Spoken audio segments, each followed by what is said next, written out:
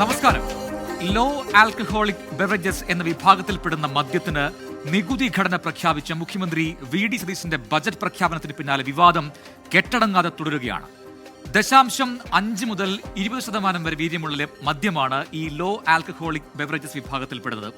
2 സ്ലാബുകളിലായി 120, 175% നികുതി നിശ്ചയിച്ചിരിക്കുന്നത്. പ്രതിപക്ഷത്തു നിന്ന് മാത്രമല്ല, കോൺഗ്രസിൽ നിന്നും കടുത്ത അതൃപ്തി ഉണ്ടായിട്ടും ആ തീരുമാനത്തിൽ നിന്ന് പിന്നോട്ട് പോയിട്ടില്ല മുഖ്യമന്ത്രി. ഇതാ ധനബില്ലിന്റെ കരടും പ്രസിദ്ധപ്പെടുത്തിയിരിക്കുന്നു. ബുധനാഴ്ച സഭയിൽ അവതരിപ്പിക്കുന്ന കരടിൽ ഞാൻ നേരത്തെ പറഞ്ഞ അതേ നികുതി ഘടന ഒരു മാറ്റവുമില്ലാതെ ഉൾപ്പെടുത്തിയിട്ടുണ്ട്. അപ്പോഴും ഒരു കാര്യം സർക്കാർ പറയുന്നു, ബില്ല് പാസ്സായാലും മദ്യത്തിന്റെ വിൽപ്പനയ്ക്ക് അനുമതി നൽകില്ല. അപ്പോൾ പിന്നെ ഇങ്ങനെ ഒരു നികുതി പരിഷ്കാരം വെറുതെ എന്തൊരു ബില്ലിൽ ഉൾപ്പെടുത്തി എന്നതാണ് മനസ്സിലാകാത്തത്.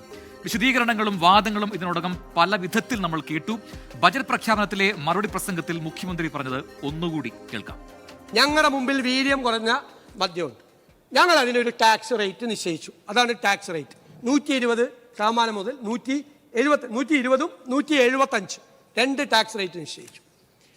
ഞങ്ങൾ മദ്യനയം തീരുമാനിക്കേണ്ടത് പൊളിറ്റിക്കൽ ഡിസിഷനാണ്. UDF ആണ്. UDF ഞങ്ങൾ എല്ലാവരുമായിട്ട് സംസാരിക്കും. ഞങ്ങളൊരു ഡ്രാഫ്റ്റ് രൂപപ്പെടുത്തും. ആ ഡ്രാഫ്റ്റ് എല്ലാ കക്ഷികളും സംസാരിക്കും.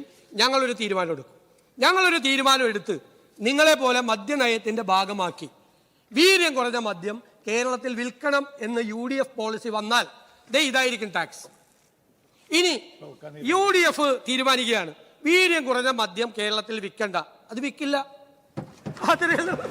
അത് പൊളിറ്റിക്കൽ ഡിസിഷനാണ്.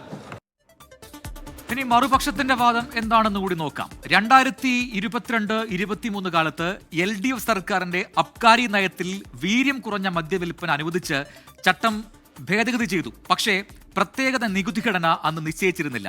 വീര്യം കൂടിയ മദ്യത്തിന് നൽകേണ്ട അതേ നികുതി നിരക്കിൽ വീര്യം കുറഞ്ഞ മദ്യം വിൽക്കേണ്ടി വരുന്നതിനാൽ കമ്പനികൾ വീര്യം കുറഞ്ഞ മദ്യം കേരളത്തിൽ വിറ്റിരുന്നില്ല.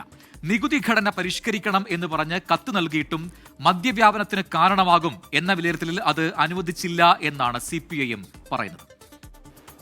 ഞങ്ങളുടെ നിലപാടെന്താ? വീര്യം കുറഞ്ഞ മദ്യം ഉൽപ്പാദിപ്പിക്കണം എന്ന് തന്നെയാണ്. എവിടുന്ന് കൊണ്ടുവന്ന് വിൽക്കണമെന്നല്ല. കേരളത്തിൽ പാഴായി പോകുന്ന ഗോവ ഉൾപ്പെടെയുള്ള മേഖലയിൽ ഫലപ്രദമായിട്ട് ഉപയോഗിക്കുന്ന, അതാണ് ഫെന്നി ഉൾപ്പെടെ ഉപയോഗിക്കുന്ന ഈ കശുമാങ്ങ, അതിൻ്റെ ഒരു സൊസൈറ്റി ഉൾപ്പെടെ ഞങ്ങൾ ഈ ഫെനിയുടെ മാതൃകയിൽ വീര്യം കുറഞ്ഞ മദ്യം ഉൽപ്പാദിപ്പിക്കാൻ ഈ കശുമാങ്ങ ഉപയോഗിച്ച് അതിൻ്റെ ടെക്നോളജി ഞങ്ങളുടെ കയ്യിലുണ്ട്. ഞങ്ങൾക്ക് വീര്യം കുറഞ്ഞ മദ്യം ഉൽപ്പാദിപ്പിക്കാൻ അനുവാദം വേണം.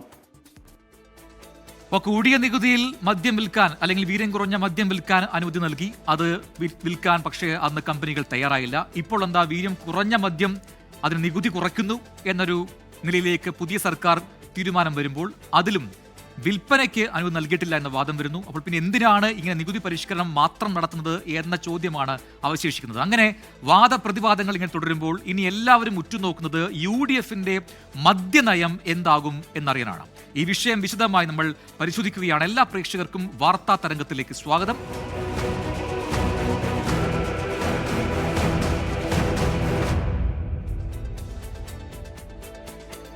വാർത്താ തരംഗത്തിലേക്ക് വിശദമായി കടക്കുകയാണ്. വീര്യം കുറഞ്ഞ മദ്യത്തിന്റെ നികുതി ഇളവിൽ നിന്ന് സർക്കാർ പിന്നോട്ടില്ല. നികുതി ഇളവ് ഉൾപ്പെടുത്തി ധനബില്ലിന്റെ കരട് പ്രസിദ്ധീകരിച്ചു. 1 അത് സഭയിൽ അവതരിപ്പിക്കും. ബില്ല് പാസ്സായാലും വിൽപ്പനയ്ക്ക് അനുമതി നൽകില്ലെന്ന് ബില്ലിൽ പറയുന്നുണ്ട്. റിനു ശ്രീധർ തിരുവനന്തപുരത്ത് നിന്ന് ചേർന്ന് കൂടുതൽ വിവരങ്ങളുമായി. റിനു, ഏറ്റവും പ്രധാനപ്പെട്ട കാര്യം ഈ നികുതി ഘടനയിൽ നിന്ന് സർക്കാർ പിന്നോട്ടില്ല, അല്ലെങ്കിൽ മുഖ്യമന്ത്രി പിന്നോട്ടില്ല എന്നത് തന്നെയാണ്. കാരണം ആ കരടിൽ അത് കൃത്യമായി പറഞ്ഞിട്ടുണ്ട്. 2 സ്ലാബുകളായി 120, 175 ഈ രീതിയിൽ കൃത്യമായി നികുതി ഏർപ്പെടുത്തിയിട്ടുണ്ട് ഈ വീര്യം കുറഞ്ഞ മദ്യത്തിന് എന്നുള്ളതാണ്. എന്താണ് ആ കരടിൽ പറയുന്ന മറ്റു കാര്യങ്ങൾ? ഒപ്പം തന്നെ വിൽപ്പന സംബന്ധിച്ചും കൃത്യമായ നിലപാട് ആ ബില്ലിൽ കരടിൽ ഉൾപ്പെടുത്തിയിട്ടുണ്ടെന്നാണ് മനസ്സിലാക്കുന്നത്.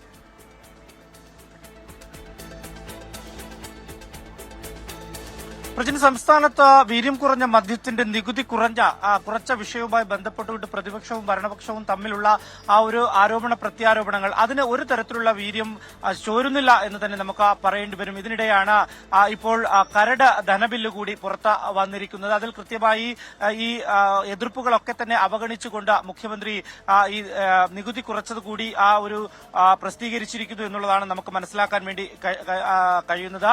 നികുതി ഘടനയിൽ ഒരു തരത്തിലുള്ള മാറ്റവും അല്ലെങ്കിൽ ആ നികുതി ഘടന തന്നെ ഒഴിവാക്കുന്ന തരത്തിലേക്ക് പോയിട്ടില്ല. നമുക്കറിയാം, കോൺഗ്രസിന്റെ മുതിർന്ന നേതാവ് കൂടിയായിട്ടുള്ള VM സുധീരൻ അടക്കം എതിർപ്പ് പ്രകടിപ്പിച്ചു. UDF-നകത്ത് പോലും വലിയ രീതിയിലുള്ള എതിർപ്പ് നിലനിൽക്കുന്ന സാഹചര്യമുണ്ട്. ആ എതിർപ്പൊന്നും വകവയ്ക്കാതെയാണ് ഇപ്പോൾ ഈ കരട് ധനബില്ലിൽ ഇപ്പോൾ നികുതി ഘടന ഉൾപ്പെട്ടിരിക്കുന്നു എന്നുള്ളതാണ് ഏറ്റവും പ്രധാനപ്പെട്ട ഒരു കാര്യം. ബുധനാഴ്ച ഈ കരട് ബില്ല് അവതരിപ്പിക്കും എന്നുള്ളതാണ് നമുക്ക് മനസ്സിലാക്കാൻ വേണ്ടി കഴിയുന്നത്. ഈ നിയമസഭയിൽ അവതരിപ്പിക്കുന്നതോടുകൂടി നിയമ പ്രാബല്യത്തിൽ വരുമെങ്കിലും ഒരു ഉത്തരവ് കൂടി ഈ വീര്യം കുറഞ്ഞ മദ്യം വിൽക്കുന്നതുമായി ബന്ധപ്പെട്ടുകൊണ്ട് വേണം. അത് സർക്കാരാണ് എടുക്കേണ്ടത്. സർക്കാർ എടുക്കണമെങ്കിൽ UDF തീരുമാനിക്കണം. ആ UDF-ന്റെ കൃത്യമായിട്ടുള്ള ഒരു തീരുമാനത്തിന് ശേഷമായിരിക്കും സർക്കാർ അത്തരം ഒരു ഉത്തരവിലേക്ക് വരിക എന്നുള്ളതാണ്. എന്തായാലും ഈ ധനബില്ലിൽ കൃത്യമായി പറയുന്നുണ്ട്, ഈ നികുതി ഘടന ഉൾപ്പെടുത്തിയെങ്കിൽ പോലും ഇത് വിൽക്കുന്ന കാര്യത്തിൽ അന്തിമമായിട്ടുള്ള ഒരു തീരുമാനം എടുത്തിട്ടില്ല എന്നുള്ള ഒരു കാര്യം. നമുക്കറിയാം, 2017 മുതൽ ബക്കാഡി കമ്പനിയുടെ ഈ ഒരു കത്ത് മുഖാന്തരമുള്ള വിവിധ വിഷയങ്ങൾ LDF സർക്കാരിന്റെ കാലത്തടക്കം നിലനിൽക്കുന്ന ഒരു സാഹചര്യമുണ്ട്. അതിന് വിശദീകരണമൊക്കെ തന്നെ നൽകുന്നുണ്ട് LDF. ഏറ്റവും പ്രധാനപ്പെട്ട ഒരു കാര്യം, LDF-ന്റെ കാലത്താണ് ഈ വീര്യം കുറഞ്ഞ മദ്യ കച്ചവടവുമായി ബന്ധപ്പെട്ടുകൊണ്ട് ഒരു ഇടപെടൽ നടത്തിയെന്നുള്ള ഒരു ഇടപെടലൊക്കെ തന്നെ കോൺഗ്രസ് മുന്നോട്ട് വെക്കുന്നുണ്ട്. പക്ഷേ LDF അതിന് കൃത്യമായിട്ടുള്ള മറുപടിയും പറയുന്നുണ്ട്. 10 വർഷം ഭരിച്ചിട്ടും വീര്യം കുറഞ്ഞ മദ്യം കച്ചവടം ചെയ്യുവാൻ വേണ്ടിയിട്ടുള്ള ഒരു ഇടപെടലിലേക്ക് സംസ്ഥാനത്ത് LDF സർക്കാർ പോയില്ല എന്നുള്ളത്. അതേസമയം UDF സർക്കാർ അധികാരത്തിലെത്തി ആദ്യ ബജറ്റിൽ തന്നെ കൃത്യമായി ഈ നികുതി ഘടന ഉൾപ്പെടുത്തിക്കൊണ്ട് അല്ലെങ്കിൽ നികുതി കുറച്ചുകൊണ്ട് ഈ വീര്യം കുറഞ്ഞ മദ്യ കച്ചവടത്തിന് വേണ്ടിയിട്ടുള്ള ഒരു തീരുമാനത്തിലേക്ക് പോകുന്ന ഒരു സാഹചര്യം, അല്ലെങ്കിൽ നികുതി കുറച്ചുകൊണ്ടുന്ന ഒരു തീരുമാനത്തിലേക്ക് വിൽപ്പന ഉണ്ടാകില്ല എന്ന് പുതിയ സർക്കാർ പറയുന്നു. നേരത്തെ ആ വിൽപ്പന നിയന്ത്രിക്കാൻ വേണ്ടി ഉയർന്ന നികുതി അത് നിലനിർത്തി LDF സർക്കാർ എന്നുള്ളതാണ്. ഫലത്തിൽ ഈ വീര്യം കുറഞ്ഞ മദ്യം വിൽപ്പന ഉണ്ടാകില്ല എന്ന് ഏതാണ്ട് നമുക്ക് ഉറപ്പിക്കാം, അല്ലേ? ഇപ്പോൾ സർക്കാർ തന്നെ പറയുന്നു നികുതി അതുപോലെ കുറഞ്ഞു കിടന്നാലും ആ വിൽപ്പന അനുവദിക്കില്ല എന്ന് പറയുന്നു. അപ്പോഴും സ്വാഭാവികമായിട്ടും ഉയർന്ന ചോദ്യം, പിന്നെന്തിനാണ് ഈ നികുതി കുറച്ചത് എന്നുള്ളതാണ്. തീർച്ചയായും, കാരണം ഈ നികുതി കുറച്ചുകൊണ്ട് ഈ ഒരു ബില്ല് കൊണ്ടുവരുന്നെങ്കിൽ പോലും, ബുധനാഴ്ച അവതരിപ്പിക്കുന്നെങ്കിൽ പോലും UDF ഒരു തീരുമാനം എടുക്കണം. കാരണം UDF-നകത്ത് തന്നെ വലിയ രീതിയിലുള്ള പ്രതിഷേധം ഈ വിഷയവുമായി ബന്ധപ്പെട്ടുകൊണ്ട് മുഖ്യമന്ത്രിക്ക് എതിരെ ഉണ്ട് എന്നുള്ളതാണ് ഏറ്റവും പ്രധാനപ്പെട്ട ഒരു കാര്യം. അതുകൊണ്ട് തന്നെ സർക്കാർ ഇതിൽ അന്തിമമായി ഒരു തീരുമാനമെടുക്കണം. ഈ ധനബിൽ നിയമസഭയിൽ എത്തി അത് പ്രാബല്യത്തിൽ വന്നു കഴിഞ്ഞാലും സർക്കാരിന്റെ ഒരു ഉത്തരവ് കൃത്യമായി തന്നെ വേണം. സർക്കാർ തീരുമാനം വേണം. ആ സർക്കാർ തീരുമാനമെടുക്കണമെങ്കിൽ ഞാൻ നേരത്തെ സൂചിപ്പിച്ചതുപോലെ തന്നെ UDF അത് അംഗീകരിക്കണം എന്നുള്ളതാണ്. എന്തായാലും UDF-ന്റെ ഒരു യോഗം ഇതുമായി ബന്ധപ്പെട്ടുകൊണ്ട് നീളുന്നു എന്നുള്ളതാണ് നമുക്ക് മനസ്സിലാക്കാൻ വേണ്ടി കഴിയുന്നത്. അതിൽ ഒരു അനിശ്ചിതത്വമുണ്ട്. UDF-ന്റെ യോഗം എന്താകും എന്നുള്ളതാണ് ഉറ്റുനോക്കുന്നത്. ആ UDF-ന്റെ യോഗത്തിലായിരിക്കും മദ്യം വിൽക്കണമോ വേണ്ടയോ എന്നുള്ള കാര്യത്തിൽ തീരുമാനം എടുക്കുക. പ്രജിൻ, അത്തരത്തിൽ UDF-ന്റെ യോഗം ചേർന്ന് സംബന്ധിച്ച പുതിയ വിവരങ്ങളൊന്നും വന്നിട്ടില്ല എന്നാണ് ഞാൻ മനസ്സിലാക്കുന്നത്. UDF യോഗം ചേർന്ന് എടുക്കേണ്ടതാണ് എന്താണ് പുതിയ സർക്കാരിന്റെ മദ്യനയം എന്നുള്ളത്. അതിൽ എപ്പോൾ UDF-ന് ഈ യോഗം ചേരുമോ അതൊക്കെയുള്ള ചോദ്യം ബാക്കിയാണ്. കാരണം ഇനിയിപ്പോൾ 1-ാം തീയതിയാണ് ഇത് അവതരിപ്പിക്കേണ്ടത്. അപ്പോൾ അത് അവതരിപ്പിക്കാനുള്ള കരടും തയ്യാറായി പ്രസിദ്ധപ്പെടുത്തുകയും ചെയ്തു. അതിൽ ഈ പറയുന്നത് പോലെ ആ ഘടന അതുപോലെ തുടരും, നികുതി ഘടന മാറ്റമില്ലാതെ തുടരും എന്നുള്ളതാണ്. പക്ഷേ ആത്യന്തികമായി ഒരു കൃത്യമായ മദ്യനയം എന്താണ് ഈ സർക്കാരിന്റെ എന്ന് തീരുമാനിക്കേണ്ടത് UDF കൂടിയാണ്. അത് നേരത്തെ മുഖ്യമന്ത്രി അടക്കം അതുപോലെ എക്സൈസ് മന്ത്രി അടക്കം വ്യക്തമാക്കിയതുമാണ്. അപ്പോൾ അതെന്തായിരിക്കും എന്നതിലെ ആകാംക്ഷ അതോടുകൂടി തന്നെ ഏറുകയാണ്. പക്ഷേ മറുഭാഗത്ത് സ്വാഭാവികമായിട്ടും പ്രതിപക്ഷം ഉയർത്താൻ പോകുന്ന ഒരു വാദം എന്നുള്ളത്, ഇങ്ങനെ വീര്യം കുറഞ്ഞ് മദ്യത്തിന് നികുതി കുറച്ചു കൊടുക്കുന്നു, പക്ഷേ വിൽപ്പന അനുവദിക്കുന്നില്ല എങ്കിൽ പിന്നെ വെറുതെ എന്തിനാണ് ഒരു പരാമർശം, അല്ലെങ്കിൽ ഒരു പ്രഖ്യാപന നിലയിൽ മാത്രമാണോ ബില്ലിൽ അത് ഉൾപ്പെടുത്തത് എന്ന ചോദ്യമായിരിക്കും. എന്തായാലും കാത്തിരുന്ന് കാണാം. റിനു ശ്രീധരാണ് വിശദാംശങ്ങളുമായി തിരുവനന്തപുരത്ത് നിന്ന് ചേർന്നത്. ഇനി മറ്റൊരു റിപ്പോർട്ടിലേക്കാണ്. അധികാരമേറ്റ് 1 മാസം തികയും മുൻപ് അവതരിപ്പിച്ച ബജറ്റിൽ ഇടുത്തി പോലെ UDF സർക്കാരിന്റെ തലയിൽ പതിച്ച വീര്യം കുറഞ്ഞ മദ്യവിവാദം എന്ന് വേണമെങ്കിൽ പറയാം. മുൻ സർക്കാരാണ് വീര്യം കുറഞ്ഞ മദ്യം വിൽക്കാനുള്ള ചട്ട ഭേദഗതി നടത്തിയതെങ്കിലും പുതിയ സർക്കാർ നികുതി കുറച്ചത് ബക്കാഡി കമ്പനിക്ക് വേണ്ടിയാണ് എന്ന ആരോപണം ശക്തമാക്കിയിട്ടുണ്ട് പ്രതിപക്ഷം. സ്വന്തം പാർട്ടിക്കകത്തു നിന്നും മുന്നണിക്കകത്തു നിന്നും വിമർശനമുയർന്നതോടെയാണ് മുഖ്യമന്ത്രി VD സതീശൻ പ്രതിരോധത്തിലായത്. വീര്യം കുറഞ്ഞ മദ്യത്തിന്റെ വിൽപ്പന നികുതി നിരക്ക് പ്രസ്തുത ഭേദഗതി പ്രകാരം 0.5% മുതൽ 20% വരെ ആൽക്കഹോൾ വീര്യമുള്ള ബിയറും വൈനും ഒഴികെയുള്ള മദ്യ ഉൽപ്പന്നങ്ങളെ ലോ ആൽക്കഹോളിക് ബിവറേജ് എന്ന ഒരു പ്രത്യേക വിഭാഗമായി പരിഗണിച്ചിട്ടുണ്ട്. യാഥാർത്ഥ്യം ഉൾക്കൊണ്ട ബജറ്റ് എന്ന കയ്യടി, നികുതി പിരിക്കാനുള്ള പൊളിച്ചെഴുത്തുകൾ, പ്രതീക്ഷയോടെ കാത്തിരുന്ന ബജറ്റിൽ ആളിക്കത്തിയത് വീര്യം കുറഞ്ഞ മദ്യത്തിന്റെ നികുതി ഘടനയായിരുന്നു. സംഭവം കഴിഞ്ഞ സർക്കാരാണ് ചട്ടഭേദഗതി വരുത്തിയത്. ലോ ആൽക്കഹോളിക് ബിവറേജസ് എന്ന കാറ്റഗറിയും നിശ്ചയിച്ചു. പക്ഷേ അപകടം മുൻകൂട്ടി കണ്ട് നികുതി ഘടന നിശ്ചയിച്ചില്ല. ഉയർന്ന നികുതി കാരണം മദ്യ കമ്പനികൾ കേരളത്തിലേക്ക് വീര്യം കുറഞ്ഞ മദ്യവുമായി എത്തിയതുമില്ല. എന്നാൽ വി ഡി സതീശന്റെ ബജറ്റിൽ 251% എന്ന മുൻ സർക്കാരിന്റെ നികുതി കുറഞ്ഞു. 0.5% മുതൽ 10% വരെ വീര്യമുള്ള മദ്യത്തിന് 120%, 10% മുതൽ 20% വരെ വീര്യമുള്ള മദ്യത്തിന് 175% നികുതി നിരക്ക് നിശ്ചയിച്ചു. ഇതോടെ പുതിയ യു-ടേൺ വിവാദത്തിന് തുടക്കമായി. നികുതി വരുമാനത്തിലെ നഷ്ടവും UDF സർക്കാരിന്റെ മദ്യനയവും പ്രതിപക്ഷം ചർച്ചയാക്കി. കർണാടകയിലെ ഒരു മദ്യ കമ്പനിക്ക് വേണ്ടിയുള്ള ഒരു നിർദ്ദേശം നമ്മുടെ സ്വകാര്യ കുത്തക കമ്പനിയായ ബക്കാർഡി അവർക്ക് വേണ്ടിയുള്ള ഒരു നിർദ്ദേശമായിട്ടാണ് വന്നിരിക്കുന്നത്. കർഷകരെ സഹായിക്കാൻ ഇടതു സർക്കാർ വരുത്തിയ ചട്ടഭേദഗതി ബെക്കാഡി കമ്പനിക്കായി വി ഡി സതീശൻ അട്ടിമറിച്ചുവെന്ന് പോലും പ്രതിപക്ഷം കടന്നാക്രമിച്ചു. പ്രതിപക്ഷ വിമർശനം പോട്ടെന്ന് വെക്കാം. മുഖ്യമന്ത്രിക്ക് കാലിടറിയത് സ്വന്തം പാർട്ടിയിൽ നിന്നുള്ള വിമർശനങ്ങളിലാണ്. മുഖ്യമന്ത്രിയാകാൻ വി ഡി സതീശനെ പിന്തുണച്ച സാക്ഷാൽ VM സുധീരൻ തന്നെ തിരുത്തലിന് മുന്നിട്ടിറങ്ങി. നയത്തിൽ വെള്ളം ചേർക്കരുതെന്ന കുറ്റപ്പെടുത്തൽ. ഈ 1-2 കാര്യങ്ങളിലാണ് ഇപ്പോൾ നമുക്കൊരു വിയോജിപ്പ് വന്നിട്ടുള്ളത്. അതാണ് അദ്ദേഹത്തോട് ഞാൻ ഫോണിൽ വിളിച്ച് സംസാരിച്ചു. അത് കഴിഞ്ഞ് പിന്നീട് കത്തിൻ്റെ രൂപത്തിലും കൊടുത്തു. ഏതായാലും ഇതേ സംബന്ധിച്ചിടത്തോളം ഇന്ന് സമൂഹത്തിൻ്റെ സർവ്വതലത്തിൽ നിന്നും അഭിപ്രായം ഉയർന്നു വരുന്നുണ്ട്. വകുപ്പ് മന്ത്രി അറിയാതെ എടുത്ത പ്രധാന തീരുമാനത്തിലും അതൃപ്തി ഉയർന്നു. ബജറ്റ് രഹസ്യം പുറത്തു പറയാത്തതിൽ കുഴപ്പമില്ലെന്നും എന്നാൽ വീര്യം കുറഞ്ഞ മദ്യം വിൽക്കുന്നതിൽ എക്സൈസാണ് തീരുമാനമെടുക്കേണ്ടതെന്നും എം ലിജു. ഞാനിപ്പം എക്സൈസ് മന്ത്രി എന്നതിനപ്പുറത്ത് UDFൻ്റെ ഒരു നേതാവെന്ന നിലയിൽ UDFൻ്റേതായ തരത്തിലുള്ള ചർച്ചകളും ഉണ്ടാവും. എന്നാണെങ്കിലും ഒരു വളരെ കൃത്യമായ കേരള സമൂഹത്തെ മുന്നോട്ട് കൊണ്ടുപോകുന്ന പ്രോഗ്രസീവായ ഒരു നയമായിരിക്കും വരുന്നതെന്ന പ്രതീക്ഷയാണുള്ളത്. ഉറപ്പായി അത്തരമൊരു നയമായിരിക്കും വരുന്നത്. ഇതോടെ യു-ടേൺ പ്രതീതി ഉയർത്തി ബജറ്റ് പ്രസംഗത്തിനുള്ള മറുപടിയിൽ വി ഡി സതീശൻ നിലപാട് പറഞ്ഞു. UDFൽ ചർച്ച ചെയ്യും, മുന്നണി പച്ചക്കൊടി കാട്ടിയാൽ നടപ്പിലാക്കും, എല്ലാം ചർച്ച ചെയ്ത് മദ്യനയം തീരുമാനിക്കുമെന്നും വി ഡി സതീശൻ.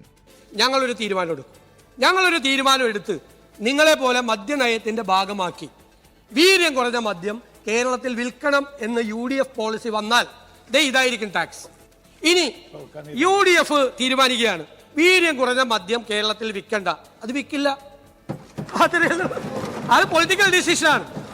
പക്ഷേ പ്രതിപക്ഷം വെറുതെ ഇരുന്നില്ല. ചട്ടഭേദഗതി നിശ്ചയിച്ചത് മുൻ സർക്കാരാണെന്ന ഫയൽ നീക്കങ്ങളുടെ രേഖകളടക്കം പുറത്തു വന്നെങ്കിലും വീര്യം കുറഞ്ഞ മദ്യവിൽപ്പനയ്ക്ക് വഴിയൊരുക്കിയില്ലെന്ന് പ്രതിരോധിച്ച് മുഖ്യമന്ത്രി വി ഡി സതീശനെ കടന്നാക്രമിച്ചു. ഞങ്ങളുടെ നിലപാടെന്താ? വീര്യം കുറഞ്ഞ മദ്യം ഉൽപ്പാദിപ്പിക്കണം എന്ന് തന്നെയാണ്. എവിടുന്ന് കൊണ്ടുവന്ന് വിൽക്കണമെന്നല്ല.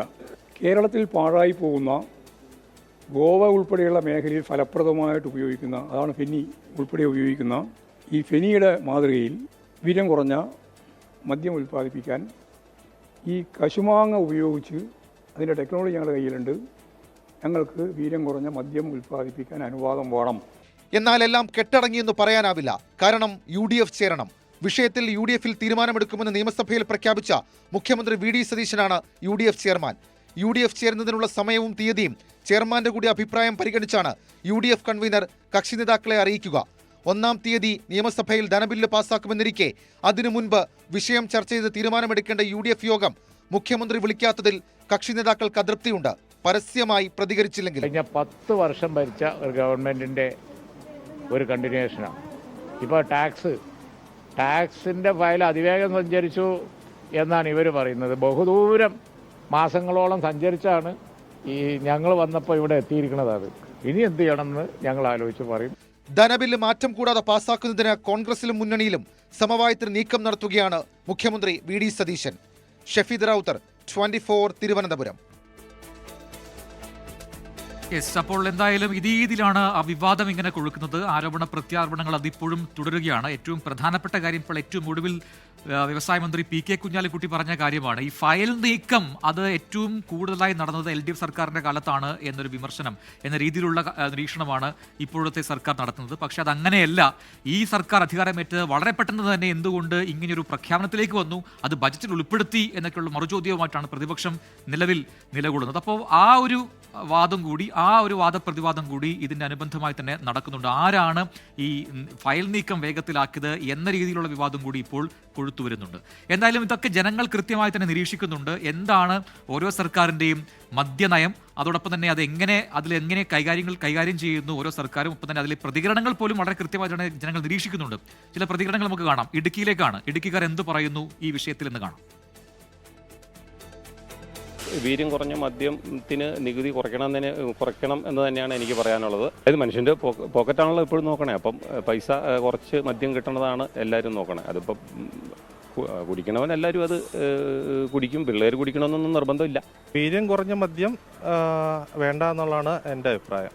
എന്നുവെച്ചാൽ കൂടുതൽ ആളുകൾ മദ്യപാനം എന്ന ശീലത്തിലേക്ക് തുടങ്ങി വയ്ക്കാനുള്ള ഒരു കാരണമായിട്ട് വീര്യം കുറഞ്ഞ മദ്യം വരും. വീര്യം കുറഞ്ഞ മദ്യം ഉള്ളത് എപ്പോഴും നല്ലതാണെന്നാണ് എനിക്ക് തോന്നുന്നത്. കാരണം ഈ മറ്റുള്ള രാസലഹരി പോലെയുള്ള സാധനത്തിലേക്കൊക്കെ പോകാതിരിക്കുവാൻ അത് നല്ലൊരു കാര്യമായിരിക്കും.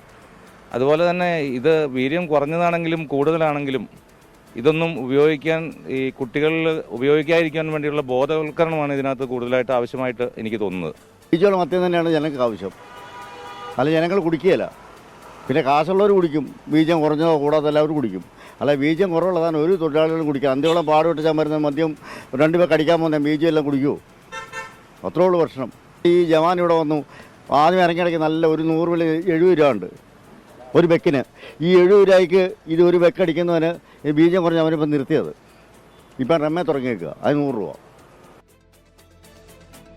ആ രീതിയിൽ പല അഭിപ്രായങ്ങളുണ്ട്. മദ്യം ഉപയോഗിക്കുന്നവരും ഉപയോഗിക്കാത്തവരും ഒക്കെ തന്നെ അവരുടേതായ അഭിപ്രായങ്ങൾ പറയുന്നുണ്ട്. എന്തായാലും സർക്കാർ പറയുന്നു വീര്യം കുറഞ്ഞ മദ്യത്തിന് നികുതി കുറച്ചാലും അത് വിൽപ്പന ഉണ്ടാകില്ല, അതിന് അനുമതി നൽകിയിട്ടില്ല, അത് UDF തീരുമാനിക്കേണ്ടതാണെന്ന് പറയുന്നു. അപ്പോൾ UDFന്റെ മദ്യനയം എന്താകും എന്നത് വലിയ ആകാംക്ഷയുള്ള കാര്യമായി മാറുന്നത് അതുകൊണ്ടുകൂടിയാണ്. പക്ഷേ ഇങ്ങനെ UDF സർക്കാരിന്റെ മദ്യനയം എന്നൊക്കെ കുറിച്ച് പറയുമ്പോൾ ആ വിഷയവുമായി ബന്ധപ്പെട്ട് ഏറ്റവും പ്രധാനമായും നമ്മുടെ മനസ്സിലേക്ക് വരുന്നൊരു കാര്യമുണ്ട്. ആ റിപ്പോർട്ടിലേക്കാണ് നമ്മൾ ഇനി കടക്കുന്നത്. അതൊരു കേരള രാഷ്ട്രീയത്തിൽ വലിയ കോളിളക്കം ഉണ്ടാക്കിയ, ഒപ്പം തന്നെ ഉമ്മൻചാണ്ടി സർക്കാരിനെ അന്ന് പിടിച്ചുലക്കുകയും ചെയ്ത സംഭവം KM മാണിക്കെതിരെ ഉയർന്ന ബാർ കോഴ കേസ്. സംസ്ഥാനത്ത് പൂട്ടിയ ബാറുകൾ തുറക്കാൻ KM മാണി ബാർ ഉടമകളിൽ നിന്നും കൈക്കൂലി വാങ്ങി എന്നതായിരുന്നു അന്നത്തെ പ്രധാനപ്പെട്ട രാഷ്ട്രീയ ആരോപണം. പ്രതിഷേധങ്ങൾക്കൊടുവിൽ അന്നത്തെ ധനമന്ത്രി KM മാണിയും എക്സൈസ് വകുപ്പ് മന്ത്രി ബാബുവും അന്ന് രാജിവെച്ചൊഴിഞ്ഞതും ചരിത്രമാണ്. നമുക്കത് ഒന്നുകൂടി ഓർക്കാം. 2014 October 31 Kerala state bar hotel association നേതാവ് ബിജു രമേശ് ആദ്യം ആരോപണം ഉന്നയിക്കുന്നത്. സംസ്ഥാനത്ത് പൂട്ടിയ ബാറുകൾ തുറക്കാൻ അന്നത്തെ ധനമന്ത്രിയായിരുന്ന KM മാണി ബാർ ഉടമകളിൽ നിന്ന് 5 കോടി രൂപ ആവശ്യപ്പെടുകയും 1 കോടി രൂപ കൈക്കൂലി വാങ്ങുകയും ചെയ്തു എന്നായിരുന്നു പ്രധാന ആരോപണം. 2014 നവംബർ 1 അന്വേഷണം വിജിലൻസിന് വിടുമെന്ന് അന്നത്തെ ആഭ്യന്തര വകുപ്പ് മന്ത്രി രമേശ് ചെന്നിത്തല പ്രഖ്യാപിച്ചു. ബാർ കോഴ CBI അന്വേഷിക്കുമെന്ന് പ്രതിപക്ഷ നേതാവ് VS അച്യുതാനന്ദനും ആവശ്യപ്പെട്ടു. എന്നാൽ VSന്റെ നിലപാട് CPM സംസ്ഥാന സെക്രട്ടേറിയറ്റ് തള്ളി. 2014 നവംബർ 22 ബാർ കോഴ കേസിൽ KM മാണിക്ക് UDFന്റെ പൂർണ്ണ പിന്തുണ പ്രഖ്യാപിച്ചു.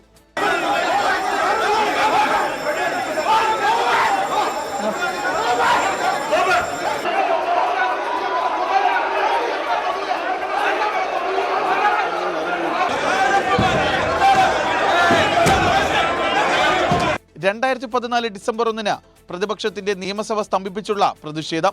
സ്പീക്കറുടെ ഡയസ് അടിച്ചു തകർക്കുന്ന അവസ്ഥയിലേക്ക് പ്രതിഷേധം മാറി. വി ശിവൻകുട്ടിയെ സഭാ കാലയളവ് മുഴുവൻ സസ്പെൻഡ് ചെയ്തു. 4 MLA-മാർക്ക് താക്കീതും. 2015 ഏപ്രിൽ 22 LDFന്റെ സെക്രട്ടേറിയറ്റ് വളയൽ സമരം. തുടർന്ന് KM മാണിയെ ചോദ്യം ചെയ്തു. മാണിയുടെ ടൂർ രേഖകൾ ഉൾപ്പെടെ പരിശോധിച്ചു. 2015 ജൂൺ 6 KM മാണിക്കെതിരെ കേസ് നിലനിൽക്കില്ലെന്ന് പോലീസിന് നിയമോപദേശം ലഭിച്ചു. 2015 ഒക്ടോബർ 29 കേസിൽ തുടരന്വേഷണത്തിന് കോടതി ഉത്തരവിട്ടു. ഒടുവിൽ 2015 നവംബർ 10 KM മാണി മന്ത്രിസ്ഥാനം രാജിവെച്ചു. കോടതി ഇടപെടലിൽ FIR ഇട്ടതോടെ എക്സൈസ് വകുപ്പ് മന്ത്രി ബാബുവും രാജിവെച്ചു. മാണിക്കെതിരെ തുടരന്വേഷണം വേണമെന്നാവശ്യപ്പെട്ട VS അച്യുതാനന്ദനും ബിജു രമേശും ഹൈക്കോടതിയെ സമീപിച്ചിരുന്നുവെങ്കിലും 2019 ഏപ്രിൽ KM മാണി അന്തരിച്ചതിനെ തുടർന്ന് അദ്ദേഹത്തിനെതിരായ എല്ലാ ഹർജികളും തുടർ നടപടികളും ഹൈക്കോടതി അവസാനിപ്പിക്കുകയായിരുന്നു. ജിബിൻ JB 24 തിരുവനന്തപുരം. എന്നാലും കേരള രാഷ്ട്രീയത്തിലെ ഒരു വലിയ പ്രധാനപ്പെട്ട ഏടാണ് ആ സംഭവം. അത് കൃത്യമായി ഈ കേരള പൊളിറ്റിക്സ് ഫോളോ ചെയ്യുന്ന ആൾക്കാരുടെ മനസ്സിലുണ്ട്. അന്ന് KM മാണി ധനമന്ത്രിയായിരുന്ന KM മാണിക്കെതിരെ ഉയർത്തിയ പോലുള്ളൊരു മറ്റൊരു ആരോപണം ഇപ്പോൾ പ്രതിപക്ഷം CPIM വിശിഷ്യ അത് UDF സർക്കാരിന് മേലെ പ്രത്യേകിച്ച് മുഖ്യമന്ത്രിക്ക് നേരെ ഉയർത്തുന്നുണ്ട്. അന്ന് ധനമന്ത്രിക്കെതിരെ ഉണ്ടായത് ഈ ബാർ ഉടമകളിൽ നിന്നും പണം കൈപ്പറ്റി എന്നൊരു അഴിമതി ആരോപണമാണ്. പക്ഷേ ഇപ്പോൾ പറയുന്നു, കഴിഞ്ഞ എക്സൈസ് മന്ത്രിയായിരുന്ന എം.പി. രാജേഷിന്റെ പ്രതികരണം നമ്മൾ കണ്ടതാണ്, ഈ കർണാടക യാത്ര, മംഗലാപുരത്തെ യാത്ര, അത് മുഖ്യമന്ത്രി നടത്തിയത് ഇതിനായുള്ള ഡീലിന് വേണ്ടിയിട്ടാണ്, എത്ര കിട്ടി എന്ന് മുഖ്യമന്ത്രി പറയണം എന്നൊക്കെയുള്ള വിമർശനം എം.പി. രാജേഷ് നടത്തുന്നത് ഈ ബജറ്റ് പ്രസംഗം നടന്ന് അതിലെ പ്രഖ്യാപനം വന്നതിന് തൊട്ട് പിന്നാലെയാണ്. അന്ന് ഉയർന്നു കേട്ട ആ കമ്പനി, ബക്കാഡി എന്ന കമ്പനി, ആ കമ്പനിയുമായി ബന്ധപ്പെട്ട കത്തുകളും അതുമായി ബന്ധപ്പെട്ട ഡീലുകളും ഒക്കെ തന്നെ വലിയ വിവാദമായി ഇരുപക്ഷവും അങ്ങോട്ടും ഇങ്ങോട്ടും പറയുന്നത്. അപ്പോൾ എന്താണ് ഈ ബക്കാഡിയുമായുള്ള ചർച്ച, അതെങ്ങനെ ഇപ്പോഴും വിവാദങ്ങളിൽ പെടുന്നു എന്നുള്ളത് നമുക്കൊന്ന് വിശദമായി നോക്കാം. എന്തായാലും ആ ചർച്ച ഇന്നലെ തുടങ്ങിയതല്ല, അതിന് ഒരു വലിയ ചരിത്രമുണ്ട്. ആ ചരിത്രത്തിലേക്കാണ് നമ്മൾ പെട്ടെന്ന് പോകുന്നത്. 18 വർഷങ്ങൾക്ക് മുമ്പ് 2008 ആ സമയത്താണ് ഈ ബക്കാഡി കമ്പനി അന്നത്തെ ഗവൺമെന്റ്, അന്നത്തെ സർക്കാരായിരുന്ന VS സർക്കാരിലേക്ക് ഒരു കത്തയക്കുന്നത്. അതാണ് ഏറ്റവും ആദ്യത്തെ ഇതുമായി ബന്ധപ്പെട്ട ഒരു നീക്കം എന്ന് പറയുന്നത്. 2018 ഒരു പ്രപ്പോസൽ VS സർക്കാർ അംഗീകരിച്ചതായിട്ട് സർക്കാർ രേഖകൾ വ്യക്തമാക്കുന്നുണ്ട്. 2018 ഇനി അതിൽ ഒരു തുടർ നടപടി വേണം എന്ന രീതിയിൽ നികുതി സെക്രട്ടറി എക്സൈസ് കമ്മീഷണർക്ക് കത്ത് നൽകുന്നത് തൊട്ട് പിന്നാലെയാണ്. അപ്പോൾ ബക്കാഡി അന്ന് VS സർക്കാരിലേക്ക് ഒരു കത്തയക്കുന്നു. അതിൽ പിന്നീട് നടന്നൊരു തുടർ നടപടി എന്ന് പറയുന്നത് അതിലൊരു വീണ്ടും മുന്നോട്ട് പോകേണ്ടതുണ്ടോ എന്ന് ആവശ്യപ്പെട്ടുകൊണ്ട് നികുതി സെക്രട്ടറിയാണ് എക്സൈസ് കമ്മീഷണർക്ക് കത്ത് നൽകുന്നത്, അതിൽ ഏത് നികുതി ഘടന നിശ്ചയിക്കണം എന്ന് സംബന്ധിച്ച്. പക്ഷേ വീര്യം കുറഞ്ഞ മദ്യത്തിൽ ചട്ടം ഭേദഗതി LDF സർക്കാർ വരുന്നെങ്കിലും ആ ചട്ടത്തിൽ പറയുന്ന പ്രധാനപ്പെട്ട ചില വസ്തുതകളാണ് ഇപ്പോഴത്തെ വാദങ്ങൾക്കും പ്രതിവാദങ്ങൾക്കും ഒക്കെ തന്നെ കൂട്ടുപിടിക്കുന്നത്. അതെന്താണെന്ന് കൂടി നോക്കാം. അതായത് നികുതി ഘടന പ്രഖ്യാപിക്കാതെ വീര്യം കുറഞ്ഞ മദ്യം വിൽക്കാം എന്നൊരു തീരുമാനത്തിലേക്കാണ് അന്ന് LDF സർക്കാർ പിന്നാലെ എടുത്ത തീരുമാനം. വീര്യം കുറഞ്ഞ മദ്യത്തിനായി ഫയൽ നീക്കം അതിവേഗം നടന്നു എന്നൊരു ആരോപണം അവിടെ ഉയർത്തുന്നുമുണ്ട്. ഏറ്റവും പ്രധാനപ്പെട്ട കാര്യം, ഈ വീര്യം കുറഞ്ഞ മദ്യത്തിന് പ്രത്യേകമായി ഒരു നികുതി സ്ലാബ് ഇല്ല. അതായത് വീര്യം കൂടിയ മദ്യം എങ്ങനെ വിൽക്കുന്നോ, എത്രമാത്രം നികുതിയിൽ വിൽക്കുന്നോ അതേ നികുതിയിൽ വീര്യം കുറഞ്ഞ മദ്യവും വിൽക്കണം എന്ന രീതിയിലായിരുന്നു അന്നത്തെ ഈ ചട്ട ഭേദഗതിയിൽ പറയുന്ന പ്രധാനപ്പെട്ട കാര്യം. പ്രത്യേകമായി ഒരു ടാക്സ് സ്ലാബ് അന്ന് ഉണ്ടാക്കിയിട്ടില്ല എന്നത് ശ്രദ്ധേയമാണ്. ഇനി നികുതി ഇളവ് വേണം എന്ന രീതിയിലുള്ള ആവശ്യം പിന്നീട് വീണ്ടും ബക്കാഡി ഉയർത്തുന്നുണ്ട്. നികുതി ഇളവ് വേണം, എങ്കിൽ മാത്രമേ വീര്യം കുറഞ്ഞ മദ്യം വിൽക്കാൻ കഴിയുകയുള്ളൂ എന്ന ഒരു ആവശ്യം പിന്നീട് ഉന്നയിക്കപ്പെടുന്നു. 2023 ഫെബ്രുവരി 27 ആ ഫയൽ തുറക്കുന്നുണ്ട് എന്ന കാര്യം ഈ രേഖകളിൽ നിന്ന് വ്യക്തമാവുന്നുണ്ട്. LDF സർക്കാരിന്റെ കാലത്ത് 93 തവണ അങ്ങനെ അതുമായി ബന്ധപ്പെട്ട ഫയൽ നീക്കം നടത്തി എന്നുള്ളതാണ് മനസ്സിലാക്കാൻ കഴിയുന്നത്. അതിപ്പോൾ വലിയ രീതിയിൽ കോൺഗ്രസും ഒപ്പം UDFന്റെ മറ്റ് കക്ഷികളുമൊക്കെ LDFനെതിരെ ആയുധമായി ഉപയോഗിക്കുന്നുമുണ്ട്. 2024 2 വർഷം മുൻപ് 2024 മാർച്ച് 6 അന്നത്തെ ധനമന്ത്രിക്ക് മുന്നിൽ വീണ്ടും ഈ ഫയൽ എത്തുന്നുണ്ട്. ഇളവ് നൽകേണ്ട, അതാണ് ഞാൻ നേരത്തെ പറഞ്ഞത്, ഇളവ് നൽകേണ്ട എന്ന നിലപാടിൽ വീണ്ടും സർക്കാർ എത്തുന്നു. അതായത് വീര്യം കുറഞ്ഞ മദ്യത്തിന് പ്രത്യേകമായ ഒരു ടാക്സ് ഫിക്സേഷൻ വേണ്ട, ടാക്സ് സ്ലാബ് വേണ്ട, അത് നേരത്തെ ഉള്ളതുപോലെ തന്നെ പോകട്ടെ എന്ന തീരുമാനത്തിലേക്ക് സർക്കാർ വീണ്ടും എത്തുന്നു. UDF വന്നതോടെ ഈ ഫയൽ നീക്കം വേഗത്തിൽ നടക്കുന്നു. അതാണ് ഇപ്പോൾ പ്രതിപക്ഷത്തിരിക്കുന്ന അന്നത്തെ സർക്കാരിന്റെ ഭാഗമായ CPM-ഉം മറ്റ് LDF-ലെ ഘടകകക്ഷികളും ഇപ്പോൾ ഉയർത്തുന്നത്. ഇപ്പോൾ എന്തുകൊണ്ട് ഫയൽ നീക്കത്തിന് ഇത്രമാത്രം വേഗമുണ്ടായി എന്ന ചോദ്യമാണ് അവർ ഉയർത്തുന്നത്. സത്യപ്രതിജ്ഞ നമുക്കറിയാം, പുതിയ സർക്കാരിന്റെ സത്യപ്രതിജ്ഞ അത് മെയ് 18 നടന്നത്. മെയ് 19 ആ ഫയൽ വീണ്ടും തുറന്നിട്ടുണ്ട്. മെയ് 21 മുഖ്യമന്ത്രിക്ക് മുന്നിൽ ആ പ്രപ്പോസൽ എത്തുന്നുണ്ട്. ജൂൺ 19 ആദ്യ ബജറ്റ് പ്രസംഗത്തിൽ തന്നെ പ്രധാനപ്പെട്ട പ്രഖ്യാപനങ്ങൾ ഒന്നായി മുഖ്യമന്ത്രി VD സതീശൻ ഇത് ഉൾപ്പെടുത്തിയിട്ടുമുണ്ട്. അതാണ് ഇപ്പോഴത്തെ വിവാദം. അപ്പോൾ അങ്ങോട്ടും ഇങ്ങോട്ടുമുള്ള ആരോപണങ്ങളിൽ ഏറ്റവും പ്രധാനപ്പെട്ടത് ഈ ഫയൽ നീക്കം സംബന്ധിച്ചാണ്. ഇപ്പോൾ UDF പറയുന്നു, നേരത്തെ തന്നെ ബക്കാഡിയുമായി ബന്ധപ്പെട്ട ഫയൽ നീക്കം വളരെ വേഗത്തിൽ നടന്നിട്ടുണ്ട്. പക്ഷേ LDF പറയുന്നു, CPM പറയുന്നു, ഈ സർക്കാർ വന്ന ശേഷം ഒരു മാസത്തിൽ തന്നെ എങ്ങനെയാണ് ഇത് ബജറ്റിലേക്ക് എത്തുന്ന രീതിയിലേക്ക് മാറിയത്, അപ്പോൾ ഫയൽ നീക്കം വേഗത്തിലുണ്ടായത് ഇക്കാലത്താണ് എന്നുകൂടി പറയുന്നു. അതാണ് മറ്റൊരു വിവാദം. ഇനി വീണ്ടും നമുക്ക് നോക്കാം, ഈ മദ്യനയം സംബന്ധിച്ച് ഒരുപാട് പ്രതികരണങ്ങൾ വന്നുകൊണ്ടേയിരിക്കുന്നുണ്ട്. നേരത്തെ ഇടുക്കി ജനങ്ങൾ എന്തു പറയുന്നു നമ്മൾ കണ്ടു. ഇനി മലപ്പുറത്തേക്കാണ്. അവിടെ എന്താണ് മദ്യനയവുമായി ബന്ധപ്പെട്ട് ജനങ്ങൾ പറയുന്നതെന്ന് കേൾക്കാം. ഒരിക്കലും ഇല്ല. മദ്യപാനാസക്തി കൂടുതലല്ലോ ചെയ്യുക ജനങ്ങളുടെ ഇടയിൽ, ദോഷകരമായിട്ട്. വില കൂടിയാലും കുറഞ്ഞാലും ഉപയോഗിക്കണവരെപ്പോഴും ഉപയോഗിക്കും, അല്ലാത്തവർ ഉപയോഗിക്കൂല. ആ സമീപനം ശരിയല്ല എന്നുള്ളതാണ് നമ്മുടെ അഭിപ്രായം. കാരണം കേരളത്തിൽ മദ്യലഭ്യത കുറക്കണം എന്ന് ആഗ്രഹിക്കുന്ന വ്യക്തിയാണ്. നമ്മളെല്ലാം UDFന് വോട്ട് ചെയ്തവരാണ്. അപ്പോൾ ആ സർക്കാരിൻ്റെ ഈ നയം തെറ്റാണ്, അത് പിൻവലിക്കണമെന്നാണ് നമ്മുടെ ഒരു ഇത്. കാരണം ജനങ്ങളിൽ മദ്യത്തിൻ്റെ ആസക്തി കൂട്ടരുത്. ഞങ്ങൾ UDF പ്രവർത്തകരാണ്, UDF വോട്ട് ചെയ്തവരാണ്, വോട്ട് പിടിച്ചവരാണ്, മന്ത്രിക്ക് ജയ് വിളിക്കുന്നവരാണ്, എല്ലാമാണ്. പക്ഷേ ഈ തീരുമാനത്തിനോട് ഒരു നിലക്കും യോജിക്കാൻ കഴിയില്ല. കാരണം അത് നമ്മുടെ സമൂഹത്തിനോടുള്ള ഒരു ബാധ്യത. കാരണം ഞങ്ങൾ പൊതുവെ പറയുമ്പോൾ മദ്യത്തിനോട് പൊതുവെ എതിരാണ്. നമുക്ക് മദ്യം ശരിക്ക് ഉമ്മൻചാണ്ടി സർക്കാർ ചെയ്തതുപോലെ ബാറുകൾ അടിച്ചുപൂട്ടാനുള്ള തീരുമാനം എടുക്കാൻ വേണ്ടത്. നേരത്തെ സൂചിപ്പിച്ചതുപോലെ UDF സർക്കാരിനകത്ത് വീണ്ടും മദ്യനയം സജീവ ചർച്ചയായി മാറുകയാണ്. പ്രധാന എതിർപ്പ് വരുന്നത് പ്രതിപക്ഷത്തു നിന്ന് മാത്രമല്ല, VM സുധീരൻ എന്ന മുതിർന്ന കോൺഗ്രസ് നേതാവിൽ നിന്ന് തന്നെയാണ്. 10 വർഷങ്ങൾക്ക് മുൻപ് അന്നത്തെ ഉമ്മൻചാണ്ടി സർക്കാരിനെ പിടിച്ചുലച്ച അതേ ശബ്ദം ഒരിക്കൽ കൂടി ഉയർന്നു കേൾക്കുന്നു. എല്ലാ കാലത്തും ഭരണപക്ഷത്തെ പ്രതിപക്ഷമായി VM സുധീരൻ നിൽക്കുകയാണ്. ആവോളം സഹായം അന്ന് ലഭിച്ചിട്ടുണ്ട് എന്ന ഉമ്മൻചാണ്ടി സർക്കാരിലെ എക്സൈസ് മന്ത്രിയായിരുന്ന K ബാബുവിന്റെ വാക്കുകൾ പുതിയ ചർച്ചകൾക്ക് തുടക്കമിടുകയുമാണ്.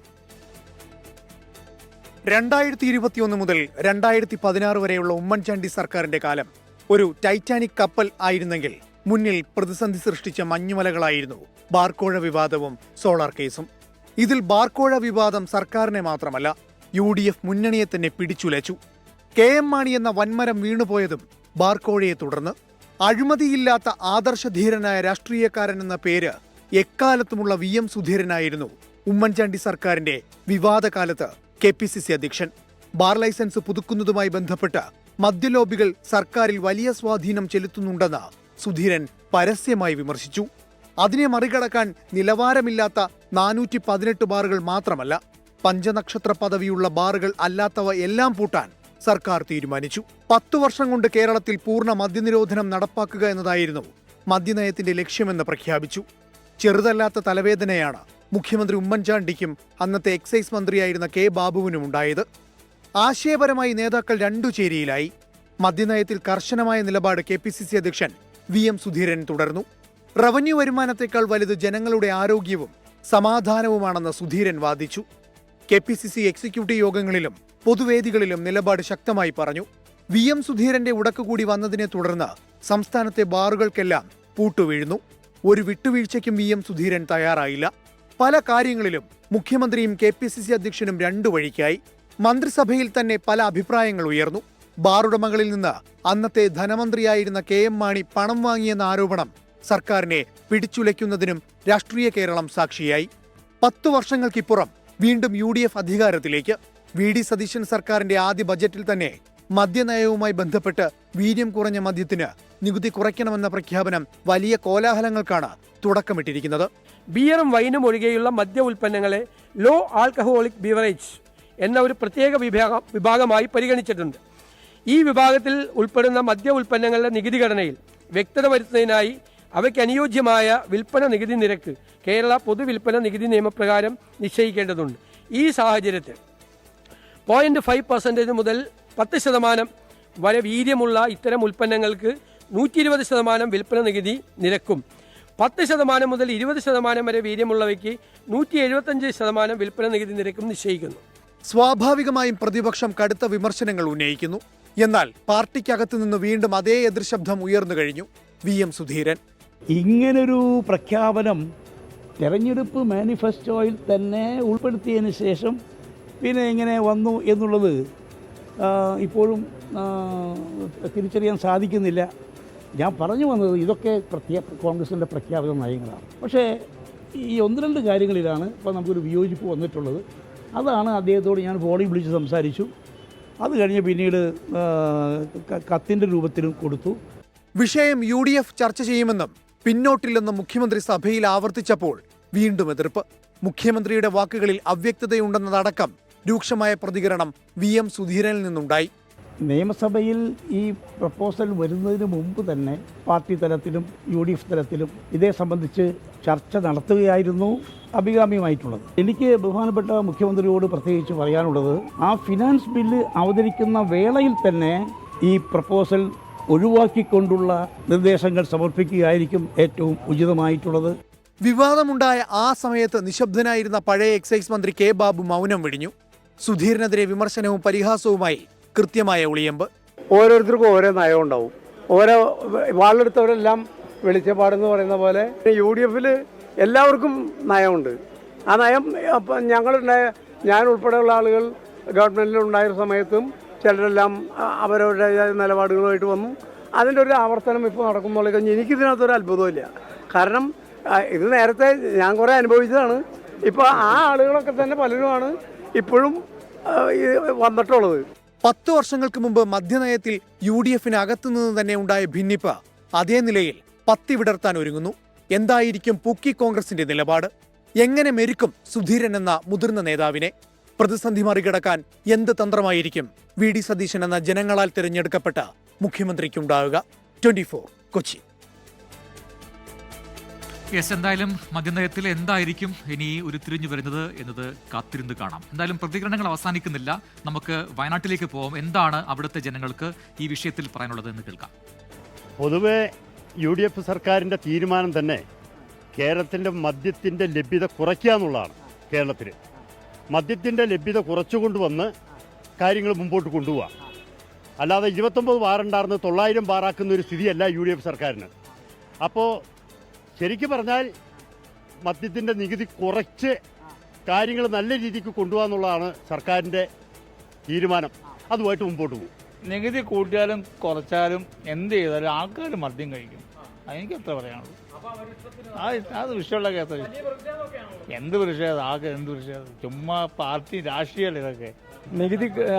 നികുതി കുറയ്ക്കലല്ല കാര്യം.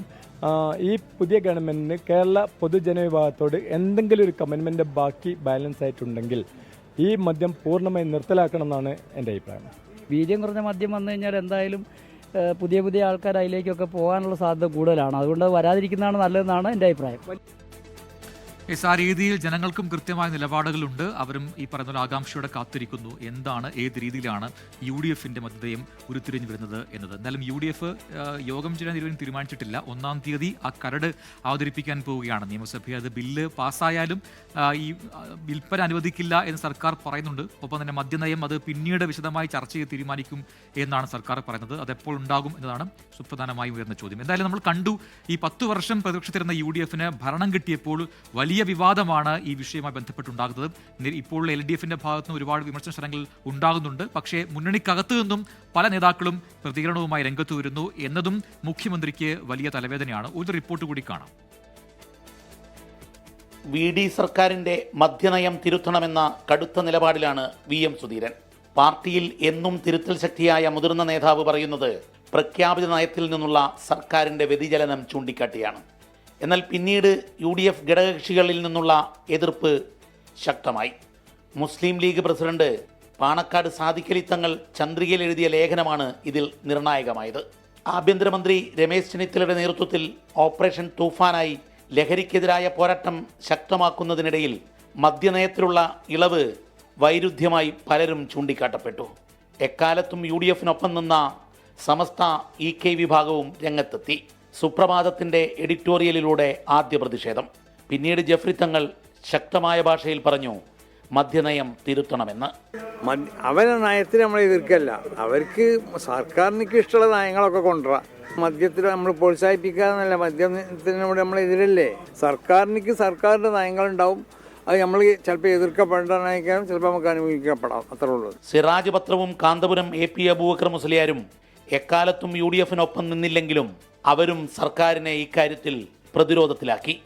മദ്യം അത് നടപ്പിലാക്കാൻ ഗവൺമെന്റ് തീരുമാനിക്കുകയും ചെയ്താൽ അത് നേരത്തെ പറഞ്ഞ ആളുകൾക്ക് ഒരു കുരങ്ങിന് വേണ്ടി വിറ്റ് കൊടുക്കുന്നത് പോലെ അവരുടെ കച്ചവടത്തിനും അവരുടെ നയങ്ങൾക്കും ഒരു ശക്തിയായി പോകുമെന്നാണ് എനിക്ക് പറയാനുള്ളത്. ഇവിടെ മദ്യനിരോധം എന്ന ഒരവസ്ഥ തന്നെ വരുന്നതിലേക്ക് രാജ്യത്തെ കൊണ്ടുവരണം. ലീഗ് നേതാക്കളെല്ലാം ഇപ്പോൾ പറയുന്നത് മുന്നണി യോഗത്തിൽ കാര്യങ്ങൾ ചർച്ച ചെയ്യുമെന്നാണ്. ഇതിലൊക്കെ ഗവൺമെന്റിന്റെ ഒരു സമീപനം, അതുപോലെ തന്നെ UDFന്റെ, കോൺഗ്രസിന്റെ, ലീഗിന്റെ ഒക്കെ ഒരു നയം വളരെ വിശദമായി പഠിച്ചതിന് ശേഷം ഞങ്ങൾ ഇനി പറയും. കോൺഗ്രസിനകത്ത് ചർച്ചയില്ലാതെയാണ് നയപരമായ കാര്യത്തിൽ സർക്കാർ തീരുമാനമെടുത്തതെന്ന് KC വേണുഗോപാൽ തന്നെ പരോക്ഷമായി പ്രതികരണം നടത്തിയിട്ടുണ്ട്. തെറ്റുപറ്റിയാൽ ലീഡർഷിപ്പ് ഇടപെട്ട് തിരുത്തുമെന്ന് റവന്യൂ മന്ത്രി AP അനിൽകുമാറിന്റെ പ്രതികരണവും കഴിഞ്ഞ ദിവസമുണ്ടായി. ഞങ്ങളെ സംബന്ധിച്ചിടത്തോളം കോൺഗ്രസിനകത്ത് ഏതെങ്കിലും തരത്തിലുള്ള ഒരു ഗവൺമെന്റിനകത്ത് മുന്നോട്ട് പോകുമ്പോൾ അത് ശരിയല്ല എന്നൊരു തോന്നൽ ജനങ്ങൾക്കിടയിൽ വന്നു കഴിഞ്ഞാൽ അത് ശരിയല്ല എന്ന് ലീഡർഷിപ്പ് പറയും. അങ്ങനെ പറഞ്ഞു കഴിഞ്ഞാൽ അതും ഉൾക്കൊള്ളും. റവന്യൂ മന്ത്രിയുടെ പ്രതികരണം മദ്യനയത്തിനെതിരായ പരോക്ഷ വിമർശനം തന്നെയാണ്. ഏതായാലും സർക്കാരിന് പുതിയ മദ്യനയത്തിൽ പ്രതിസന്ധി കൂടുതലും സൃഷ്ടിക്കുന്നത് പ്രതിപക്ഷത്തു നിന്നല്ല, കോൺഗ്രസിൽ നിന്നും UDFൽ നിന്നുമാണെന്ന് ഉറപ്പാണ്. VD സർക്കാരിൻ്റെ ആദ്യ നാളുകളിൽ തന്നെ എത്തിയ വലിയ വിവാദമാണ് മദ്യനയം. പണ്ട് ഉമ്മൻചാണ്ടി സർക്കാർ ഏറെ നാൾ നീണ്ടപ്പോഴാണ് മദ്യനയത്തിൽ കാലിടറിയത്. അന്നും പാർട്ടിക്കകത്ത് പ്രതിരോധവും പ്രതിഷേധവുമായി എത്തിയത് VM സുധീരനായിരുന്നു. അതേ VM സുധീരൻ VD സർക്കാരിനെ തിരുത്താനിറങ്ങുമ്പോൾ അത് എങ്ങനെ കോൺഗ്രസ് രാഷ്ട്രീയത്തിലും UDF രാഷ്ട്രീയത്തിലും സർക്കാരിലും പ്രതിഫലിക്കുമെന്നതാണ് കാത്തിരുന്നു കാണേണ്ടത്. കോഴിക്കോട് നിന്നും ദീപക് ധർമ്മടം, 24.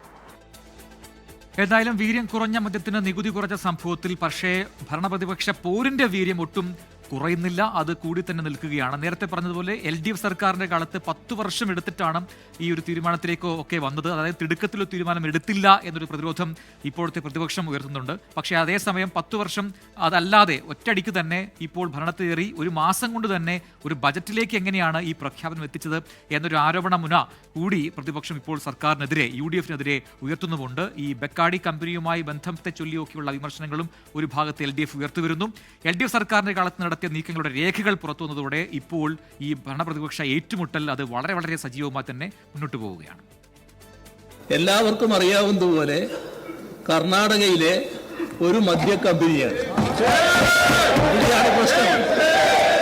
ഇവിടെയാണ് പ്രശ്നം. VD സതീശൻ സർക്കാർ നേരിട്ട ആദ്യ അഴിമതി ആരോപണമാണ് വീര്യം കുറഞ്ഞ മദ്യത്തിനുള്ള നികുതി ഇളവ്. പക്ഷേ വീര്യം കുറഞ്ഞ മദ്യത്തിന്റെ നികുതി ഘടനയുമായി ബന്ധപ്പെട്ട പൂർണ്ണ ഉത്തരവാദിത്വം UDF-ന്റെ തലയിൽ കെട്ടിവെക്കാൻ കഴിയില്ല. നീക്കങ്ങൾക്ക് തുടക്കം കുറിച്ചത് LDF ആണ്. എന്നാൽ LDF സർക്കാർ പദ്ധതി നടപ്പിലാക്കിയില്ലെന്നാണ് വാദിക്കുന്നത്. UDF വീര്യം കുറഞ്ഞ മദ്യത്തിന്റെ നികുതി കുറച്ചുകൊണ്ട് ധൃതി കാട്ടിയതാണ് വിവാദങ്ങൾക്ക് കരുത്തുകൂട്ടിയത്. 2017 മുതൽ LDF വീര്യം കുറഞ്ഞ മദ്യവിൽപ്പനയ്ക്ക് നീക്കം നടത്തിയെന്ന് രേഖകൾ വ്യക്തമാക്കുന്നു. 2017 ബക്കാഡി കമ്പനിയുടെ അപേക്ഷ എത്തിയതിനു പിന്നാലെ സർക്കാർ ഫയലുകൾ ചലിച്ചു തുടങ്ങി, പഠനങ്ങൾ ആരംഭിച്ചു. അന്നത്തെ നീക്കങ്ങൾക്ക് തടസ്സമായത് എക്സൈസ് കമ്മീഷണറായിരുന്ന ഋഷിരാജ് സിംഗിന്റെ നിലപാടായിരുന്നു. വീര്യം കുറഞ്ഞ മദ്യവിൽപ്പന ദൂരവ്യാപക പ്രത്യാഘാതങ്ങൾ ഉണ്ടാക്കുമെന്നും കുട്ടികൾ കൂൾ ഡ്രിങ്ക്സ് പോലെ ഉപയോഗിക്കുമെന്നും കുറിപ്പെഴുതി. ഇതോടെ അന്നത് അവസാനിച്ചു.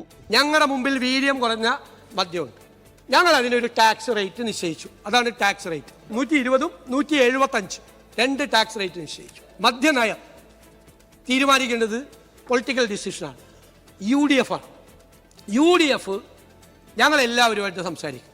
ഞങ്ങളൊരു തീരുമാനം എടുത്ത് നിങ്ങളെപ്പോലെ മദ്യനയത്തിൻ്റെ ഭാഗമാക്കി വീര്യം കുറഞ്ഞ മദ്യം കേരളത്തിൽ വിൽക്കണം എന്ന് UDF പോളിസി വന്നാൽ ഇതായിരിക്കും ടാക്സ്. ഇനി UDF തീരുമാനിക്കുകയാണ് വീര്യം കുറഞ്ഞ മദ്യം കേരളത്തിൽ വിൽക്കണ്ട, അത് വിൽക്കില്ല. പക്ഷേ ബക്കാഡി വീണ്ടും അപേക്ഷയുമായി സർക്കാരിനെ സമീപിച്ചു. ഇടതു സർക്കാരിന് 2021 വീണ്ടും കത്തയച്ചു. രണ്ടാം പിണറായി സർക്കാരിന്റെ കാലത്ത് എക്സൈസ് മന്ത്രിയായിരുന്ന MV ഗോവിന്ദനാണ് കമ്പനി കത്തയച്ചത്. ബിയറും വൈനും പോലെ ബക്കാഡി പ്ലസ് ബ്രീസർ എന്നിവ വിൽപ്പന നടത്താൻ ലോ ആൽക്കഹോളിക് ബിവറേജസ് എന്ന പ്രത്യേക കാറ്റഗറി നിശ്ചയിക്കണമെന്നായിരുന്നു ആവശ്യം. കത്തിന്റെ അടിസ്ഥാനത്തിൽ വീര്യം കുറഞ്ഞ മദ്യത്തിന് വ്യക്തമായ നിർവചനം നൽകിയ വിശദമായ റിപ്പോർട്ട് അടിയന്തരമായി സമർപ്പിക്കാൻ നികുതി വകുപ്പ് സെക്രട്ടറിക്ക് മന്ത്രി MV ഗോവിന്ദൻ നിർദ്ദേശവും നൽകി. തുടർന്ന് ചട്ടഭേദഗതിക്കുള്ള നീക്കം. 2022 ആഗസ്റ്റിൽ ചട്ടഭേദഗതിക്കായി എക്സൈസ് മന്ത്രിയായിരുന്ന MV ഗോവിന്ദൻ സബ്ജക്ട് കമ്മിറ്റിക്ക് അയച്ച കുറിപ്പാണ് ഇത്. VD സതീശൻ ബജറ്റിൽ വീര്യം കുറഞ്ഞ മദ്യത്തിന്റെ നികുതി കുറച്ചുള്ള തീരുമാനം വിവാദമായതിനു പിന്നാലെ LDF ഉയർത്തിയ പ്രധാന ആരോപണങ്ങൾക്കെല്ലാം വിരുദ്ധമായിട്ടായിരുന്നു അന്നത്തെ കുറിപ്പ്. മദ്യ ഉപഭോഗം കൂടുമെന്നും നികുതി വരുമാനത്തിൽ നഷ്ടമുണ്ടാകുമെന്നും ഇതിനെല്ലാം അപ്പുറം കർഷകരെ സഹായിക്കാനാണ് ഇടതു സർക്കാർ ചട്ടഭേദഗതി നടത്തിയതെന്നുമായിരുന്നു പ്രധാന വാദങ്ങൾ. എന്നാൽ മന്ത്രിയായിരിക്കെ MV ഗോവിന്ദൻ അയച്ച കുറിപ്പിൽ ഇതൊന്നുമില്ല. ഉദയഭാനു കമ്മീഷന്റെ പഠനം ചാരി ചട്ടഭേദഗതിക്കായി നീങ്ങി. കുറഞ്ഞ മദ്യം ലഭ്യമാക്കിയാൽ വീര്യം കൂടിയ മദ്യത്തിന്റെ ഉപഭോഗം കുറയ്ക്കാൻ കഴിയുമെന്ന് പോലും കുറിപ്പിൽ പറഞ്ഞു. ഞങ്ങളുടെ നിലപാടെന്താ? വീര്യം കുറഞ്ഞ മദ്യം ഉൽപ്പാദിപ്പിക്കണം എന്ന് തന്നെയാണ്. കേരളത്തിൽ പാഴായി പോകുന്ന ഗോവ ഉൾപ്പെടെയുള്ള മേഖലയിൽ ഫലപ്രദമായിട്ട് ഉപയോഗിക്കുന്ന, അതാണ് ഫെന്നി ഉൾപ്പെടെ ഉപയോഗിക്കുന്ന ഈ കശുമാങ്ങ, അതിൻ്റെ ഒരു സൊസൈറ്റി ഉൾപ്പെടെ ഞങ്ങൾ ഈ ഫെനിയുടെ മാതൃകയിൽ വീര്യം കുറഞ്ഞ മദ്യം ഉൽപ്പാദിപ്പിക്കാൻ ഈ കശുമാങ്ങ ഉപയോഗിച്ച് അതിൻ്റെ ടെക്നോളജി ഞങ്ങളുടെ കയ്യിലുണ്ട്. ഞങ്ങൾക്ക് വീര്യം കുറഞ്ഞ മദ്യം ഉൽപ്പാദിപ്പിക്കാൻ അനുവാദം വേണം. സർക്കാരിനെ അടിക്കാൻ വടി കിട്ടിയെന്നു കരുതിയെങ്കിലും വീര്യം കുറഞ്ഞ മദ്യവുമായി ബന്ധപ്പെട്ട വിവാദത്തിൽ പ്രതിപക്ഷവും വിയർക്കുന്നുണ്ട്. News reader 24 Thiruvananthapuram. തൃശ്ശൂരിലെ ജനങ്ങൾ കൂടി ഈ വിഷയത്തിൽ പ്രതികരിച്ചിട്ടുണ്ട്, അത് കാണാം. നമുക്ക് സാധാരണ 2 ഫഗ് അടിക്കുന്ന ആൾക്ക് 2 ഫഗ് അടിക്കണം എന്നും. അത് വീര്യം കുറഞ്ഞാകുമ്പോൾ വലിയ കുഴപ്പമില്ല. നികുതി കുറയ്ക്കണോണ്ട് കുഴപ്പമൊന്നുമില്ല. ഈ 29 ബാറുണ്ടായിരുന്നിപ്പോൾ 90 കിലോനായില്ലേ. അത് ഇവർ വരുമ്പോൾ എന്തുണ്ടായേ? നികുതി ഈടാക്കാന്ന് പറയുന്നത് സർക്കാരിനുള്ളൊരു വരുമാന സ്രോതസ് എന്നാണ്. അതിപ്പോൾ ഈ പറയുന്ന മദ്യത്തിൽ നിന്നല്ല, ഏതായാലും നമുക്കൊരു നികുതി എന്ന് പറയുന്ന സംഭവം, ആ നികുതി പണം വെച്ചിട്ടാണ് കാര്യങ്ങൾ നടക്കണം. അപ്പോൾ ഈ ഒരു പ്രശ്നത്തിൽ എത്ര നികുതി കൂട്ടിയാലും ആരും അലമ്പുണ്ടാകാൻ പോണില്ല. കുറയ്ക്കുന്നതിന് അതിൻ്റെ ഇത് ഒരു തീരുമാനം അവരുടെ ഗവൺമെൻറ്റിൻ്റെ ഭാഗത്താണല്ലോ. അപ്പോൾ അത് ഗവൺമെൻറ്റിന് എന്തെങ്കിലും ലക്ഷ്യം കണ്ടുണ്ടാവും. അതാണ് എനിക്ക് അതിൽ പറയാനുള്ളത്. വളരെ പ്രധാനപ്പെട്ട ഒരു കായിക വാർത്ത ഇപ്പോൾ വരുന്നു. ലോങ് ജമ്പിൽ മലയാളി താരം ആൻസി സോജന് ദേശീയ റെക്കോർഡ്. 22 വർഷം പഴക്കമുള്ള അഞ്ജു ബോബി ജോർജിന്റെ റെക്കോർഡാണ് പഴങ്കഥയായത്. ജിഷ്ണ ദാസ് സ്പോർട്സ് ഡെസ്കിൽ നിന്ന് ചേരുന്നു ഏറ്റവും പുതിയ വിവരങ്ങളുമായി. ജിഷ്ണ, 22 വർഷം എന്ന് പറയുമ്പോൾ 2004 ഏഥൻസ് ഒളിമ്പിക്സിൽ അന്ന് അഞ്ജു ബോബി ജോർജ് അവിടെ തീർത്ത റെക്കോർഡ് അത് പഴങ്കഥയാക്കിയാണ് നമ്മുടെ അഭിമാനമായ ആൻസി സോജൻ ഇപ്പോൾ പുതിയ റെക്കോർഡ് ലോങ് ജമ്പിൽ കുറിച്ചിരിക്കുന്നത്. എന്തായിരുന്നു, എവിടെയായിരുന്നു മത്സരം? വിശദാംശങ്ങൾ. പ്രജിൻ, കേരളത്തിന്റെ കായിക മേഖലയിലെ ഏറ്റവും അഭിമാനമായ അല്ലെങ്കിൽ വളർന്നു വരുന്ന താരങ്ങളിൽ അഭിമാന താരമായിട്ടുള്ള ആൻസി സോജനാണ് ഇപ്പോൾ മികച്ചൊരു നേട്ടം കൈവരിച്ചിരിക്കുന്നത്. 6.88 മീറ്റർ ദൂരം കണ്ടെത്തിയാണ് നാഷണൽ ഇന്റർ സ്റ്റേറ്റ് ചാമ്പ്യൻഷിപ്പിൽ അഞ്ജു ബോബി ജോർജിന്റെ റെക്കോർഡ് തകർത്ത് ദേശീയ റെക്കോർഡ് നേടിയിരിക്കുന്നത്. അതോടൊപ്പം തന്നെ 2004 ഒളിമ്പിക്സിൽ 6.83 മീറ്റർ ദൂരം കണ്ടെത്തിയ അഞ്ജു ബോബി ജോർജിന്റെ റെക്കോർഡാണ് ഇപ്പോൾ തകർത്തിരിക്കുന്നത്. 2004 ഏകദേശം 22 വർഷത്തിന് ശേഷമുള്ള റെക്കോർഡാണ് ആൻസി സോജൻ തകർത്തിരിക്കുന്നത്. അതോടുകൂടി താരം വലിയൊരു അഭിമാനകരമായ നേട്ടം കൂടി സ്വന്തമാക്കിയിരിക്കുന്നു. ഏഷ്യൻ ഗെയിംസിൽ ഇപ്പോൾ താരം യോഗ്യത നേടിയിട്ടുണ്ട്. അതോടൊപ്പം തന്നെ മറ്റൊരു പ്രധാനപ്പെട്ട വിഷയം, അദ്ദേഹം ഈ താരം അതായത് 6.85 മീറ്റർ ദൂരം കണ്ടെത്തുന്ന രണ്ടാമത്തെ ഏഷ്യയിലെ താരം കൂടിയായിട്ടുണ്ട് എന്നുള്ളതാണ് ഏറ്റവും പ്രധാനപ്പെട്ട കാര്യം. ജിഷ്ണദാസാണ് സ്പോർട്സ് ഡെസ്കിൽ വിശദാംശങ്ങൾ നൽകിയത്. മറ്റൊരു അഭിമാന മുഹൂർത്തമാണിത്. മറ്റൊരു മലയാളി ഈ രീതിയിൽ ഒരു പുതിയ റെക്കോർഡ് കുറിക്കുകയാണ്. അത് ദേശീയ റെക്കോർഡായി മാറുകയാണ്. 22 വർഷം, 4 നൂറ്റാണ്ടോളം പഴക്കമുള്ള അഞ്ജു ബോബി ജോർജിന്റെ മറ്റൊരു മലയാളിയാണ്. ഏഥൻസിൽ ഉണ്ടാക്കിയ ആ 6.83 മീറ്റർ എന്ന് പറയുന്ന ദൂരമാണ് ഇപ്പോൾ തള്ളി ആൻസി സോജൻ മുന്നോട്ടേക്ക് വന്നിരിക്കുന്നത്. എന്തായാലും ഇതോടുകൂടി എനിക്ക് തോന്നുന്നു ഏഷ്യൻ ഗെയിംസിലുള്ള യോഗ്യത കൂടി ആൻസിക്ക് ലഭിച്ചു എന്നുള്ളതാണ്. മറ്റൊരു വാർത്തയിലേക്ക്. കോഴിക്കോട് പന്തീരാങ്കാവ് ടോൾ പ്ലാസയിൽ സംഘർഷം. ടോൾ നൽകാതെ കടക്കാൻ ശ്രമിക്കുന്നത് തടഞ്ഞ ജീവനക്കാരന് നേരെ അക്രമമുണ്ടായി. ടോൾ ജീവനക്കാരനെ ബോണറ്റിൽ കയറ്റി കാറ് ഓടിച്ചു പോവുകയും ചെയ്തു. ദൃശ്യങ്ങൾ 24 ലഭിച്ചിട്ടുണ്ട്. ആ ദൃശ്യങ്ങളിലേക്ക് ആദ്യം. ഇതാണ് ആ ദൃശ്യം. ആ ബോണറ്റിൽ പിടിച്ചു തൂങ്ങിക്കിടക്കുന്ന ആളെ നമുക്കിവിടെ കാണാൻ കഴിയുന്നുണ്ട്. ഇത്തരത്തിൽ ഈ ടോൾ പ്ലാസകളിലെ അക്രമ സംഭവങ്ങൾ അത് ആവർത്തിക്കപ്പെടുന്നൊരു സാഹചര്യം. വലിയൊരു അപകടം തന്നെ, വലിയ അത്യാഹിതം ഉണ്ടാകേണ്ട സാഹചര്യമൊക്കെ ഉണ്ടായിരുന്നു. അവിടെ നിറങ്ങിപ്പോകുന്ന സമയത്ത് ഒരു പക്ഷേ ആ വാഹനത്തിനടിയിലേക്കൊക്കെ അയാൾ പെട്ടുപോയിരുന്നെങ്കിൽ വലിയ ദുരന്തം ഉണ്ടായേനെ. എന്താണ് ആ രീതിയിൽ അങ്ങനെ സംഭവിച്ചത് എന്ന കാര്യം നമുക്ക് ദീപക് ധർമ്മത്തോട് ചോദിക്കാം. കോഴിക്കോടും തത്സമയം ചേരുകയാണ് ദീപക്. എന്താണ് സംഭവം? ഈ ടോൾ പ്ലാസകളിലെ അക്രമ സംഭവങ്ങൾ അത് വലിയ തലവേദനയാകുന്നുണ്ട്. ആ മേഖലയിലെ പ്രദേശവാസികൾക്കുൾപ്പെടെ, അതോടൊപ്പം തന്നെ ഇങ്ങനെ വാഹനങ്ങളിൽ യാത്ര ചെയ്യുന്നവർക്കുൾപ്പെടെ ഒക്കെ പ്രശ്നങ്ങളുണ്ടാകുന്നു. എന്താണ് ഈ തർക്കത്തിന് കാരണം? പിന്നെ എന്തിനാണ് ഇയാളെ ഇടിച്ചു തെറിപ്പിച്ചൊക്കെ മുന്നോട്ട് പോയത് ആ കാർ? പ്രജിനി, ടോൾ പ്ലാസകളിലെ സംഘർഷം അതൊരു പുതിയ വാർത്തയല്ല. പക്ഷേ എന്നാൽ ഇതൊരു ഭീകരമായ ഒരു അക്രമം നടക്കുകയാണ്. അതായത് ടോൾ പ്ലാസയിൽ ടോൾ നൽകാതെ ഒരു വാഹനം കടന്നു പോകാൻ ശ്രമിക്കുന്നു. KL11, നമ്മൾക്കിപ്പോൾ ദൃശ്യങ്ങൾ മാത്രം തെളിവായി എടുത്താൽ ഈ ദൃശ്യങ്ങളിൽ വ്യക്തമാണ്. KL11 BZ 1376 ഒരു വെള്ള കിയ കാറാണ്. ഈ കാർ ടോൾ നൽകുന്നില്ല. അങ്ങനെ ടോളിന് വേണ്ടി ഈ ജീവനക്കാരൻ മുൻപിലേക്ക് ചെല്ലുന്നു. കടന്നു കളയാൻ ശ്രമിക്കുമ്പോൾ അയാൾ മുൻപിൽ നിന്നും ടോളിന് ചോദിക്കുന്നു. പിന്നീട് അയാളെ ബോണറ്റിൽ കയറ്റി ഇടിച്ചു കൊണ്ടുപോകുന്നതാണ് നമ്മൾ കാണുന്നത്. അയാൾ നിലത്തേക്ക് വീഴുന്നത് കാണുന്നു. ഒരുപക്ഷെ ഒരു വലിയ അപകടം ഒഴിവായത്, ഒരു ദാരുണമായ ഒരു അപകടം, ഭീകരമായൊരു അപകടം ഒഴിവായത് ഭാഗ്യം കൊണ്ടാണ് എന്ന് മാത്രം പറയേണ്ടി വരും. കാരണം ഈ വാഹനം നിർത്താതെ, അതായത് ഒരാൾ മുൻപിൽപ്പെട്ടാൽ സ്വാഭാവികമായും ഏതൊരു ഡ്രൈവറും ചവിട്ടും. പക്ഷേ എന്നാൽ ഈ കിയ വാഹനത്തിൻ്റെ ഡ്രൈവർ വണ്ടി ചവിട്ടാതെ മുന്നോട്ടെടുത്ത്, അതായത് ഒരു ടോൾ നൽകുന്നത് ഒഴിവാക്കാൻ വേണ്ടി ഇത്രയൊക്കെ അതിക്രമം നടത്തേണ്ടതുണ്ടോ എന്നുള്ള തോന്നിപ്പോകുന്നതാണ്. പിന്നീട് അതിനുശേഷവും അവിടെ ഒരു സംഘർഷം നടക്കുന്നു എന്നുള്ളതാണ്. ഈ പന്തീരങ്കാവ് ടോൾ പ്ലാസയിൽ പലപ്പോഴും ജീവനക്കാരും യാത്രക്കാരും സംഘർഷം ഉണ്ടാകാറുണ്ട്. പക്ഷേ ഇതിലെ ദൃശ്യങ്ങൾ വളരെ കൃത്യമായി വ്യക്തമാക്കുന്നത് ഈ കിയ വാഹനക്കാരൻ ഈ ജീവനക്കാരനെ ഇടിച്ചു തെറിപ്പിച്ച് കടന്നു പോകാൻ ശ്രമിക്കുന്നു എന്നുള്ളത് തന്നെയാണ്. മാത്രവുമല്ല, മുൻപിൽപ്പെട്ട അയാളെ രക്ഷിക്കാനല്ല ശ്രമിക്കുന്നത്, വണ്ടി മുൻപോട്ട് കൊണ്ടുപോകാനാണ്. ബോണറ്റിൽ പിടിച്ചു നിൽക്കുന്ന അവസ്ഥയാണ്. പിന്നീട് താഴോട്ടേക്ക് വീഴുന്നു. അതിനുശേഷം പിന്നീട് അവിടെ മറ്റൊരു സംഘർഷം നടക്കുന്നതും ദൃശ്യങ്ങളിൽ കാണാം. ഏതായാലും പന്തീരങ്കാവ് പോലീസ് ഇതിൻ്റെ നടപടികളിലേക്ക് കടക്കുന്നു എന്നുള്ളതാണ്. ഈ പരിക്കേറ്റ ജീവനക്കാരനെ കോഴിക്കോട് മെഡിക്കൽ കോളേജിൽ പ്രവേശിപ്പിച്ചിട്ടുണ്ട് എന്നുള്ള വിവരവുമാണ് ലഭിക്കുന്നത്. പ്രജിൻ, ദീപക് ധർമ്മടം കോഴിക്കോട് വിശദാംശങ്ങൾ നൽകുകയായിരുന്നു. എന്തായാലും ഇതോടുകൂടി വാർത്താതരംഗം പൂർത്തിയാവുകയാണ്. പുതിയ വിഷയവുമായി നമുക്ക് നാളെ വീണ്ടും കാണാം.